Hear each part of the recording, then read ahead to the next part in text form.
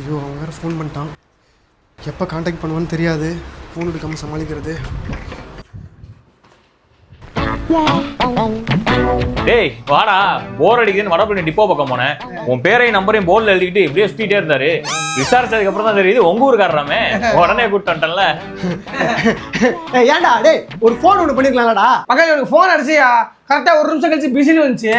சரி ஏதோ வேலையா இருப்போம் போல அப்படின்ட்டு தான் இது பண்ணேன். பாடுறா ஃபோன் ஆண்ட தான் இருக்கு. ஏதோ டவர் ஏதோ ப்ராப்ளம். நல்லா தலைவர் வந்தாரு, இல்லைன்னா உங்க ரூமே கண்டுபிடிச்சிக்க மாட்டேன்டா. சரி சாப்பிட்டேன் நீனு? சாப்பிடலையா, சரியான பசி. நீ வந்ததுக்கு அப்புறம் தான் போலான்னு இருந்தேன். நல்லதா போச்சு. நம்ம ஊர் பஸ்லாம் இருக்குல்ல, அந்த பஸ் ஸ்டாண்டுக்கு போயிட்டு ஒரு நல்ல ஹோட்டல்ல சாப்பிட்டு அதுக்கப்புறம் பேசும். ஓகேவா? சரி சரி. என்னடா யாரை கேட்டு ரூம் கூட்டு வந்தேன்? டேய் உங்க ஊருக்காரன் தான்டா. வந்தா என்ன?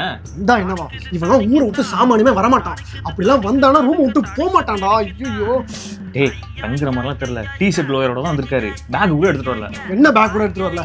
இவெல்லாம் வந்து ஊர்ல இருந்து வருவான், நம்ம அவனுக்கு ரூம் எடுத்து கொடுத்துட்டுமா? காதுல எதுவும் வாங்கி சம்பாதிக்கிறது நம்ம அவனுக்கு.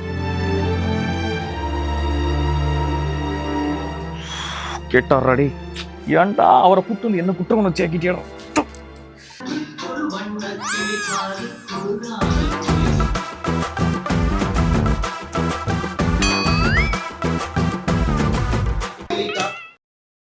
இங்கே வந்துட்டு சாப்பிடு. சாப்பிடியா? அவரும் அசதியா இருக்கு. பஸ்ல வந்தது. நீங்க போயிட்டு வாங்க, போய் சாப்பிட்டு வரீங்களா? இல்லையா, நம்ம ஊருக்கு போற பஸ் எல்லாம் இருக்குல்ல, அது பதில் ஒரு ஹோட்டல் இருக்காங்க. சாப்பிட்டா தானே பஸ் ஏறி ஊருக்கு போலாம். ஊருக்கு போகும்போது விட்டாங்க போல. நீங்க ஹாஸ்டார் இருக்க விஜய் டிவி ஓடுமா?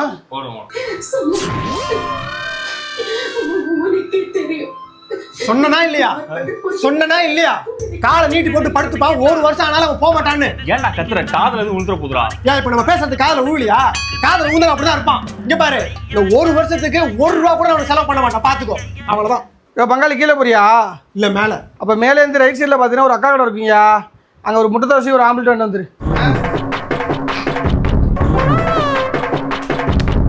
தளபதி சேருக்கல்ல யார் 100 ரூபா ஒழிச்சு வச்சிருந்தது? யோ என் காசு தான் அது. தளபதி செலவு காசு இல்ல, மதியத்துக்கு சாப்பாடு எடுத்துக்கிட்டேன். யோ எனக்கே அவ்வளவுதான் இருக்கு. அந்த காசு எதுக்கு எடுத்த? சாப்பாடு எப்படி வாங்குவாங்க காசு இல்லாம? நீ திங்கிறதுக்கு ஏன் காசு தான் கிடைச்சா? பேசிக்கலாமா? எங்க செலவுக்கு அப்புறம் எப்படிங்க? நீ திங்கிறதுக்கு ஏன் காசு ஏன் எடுத்த?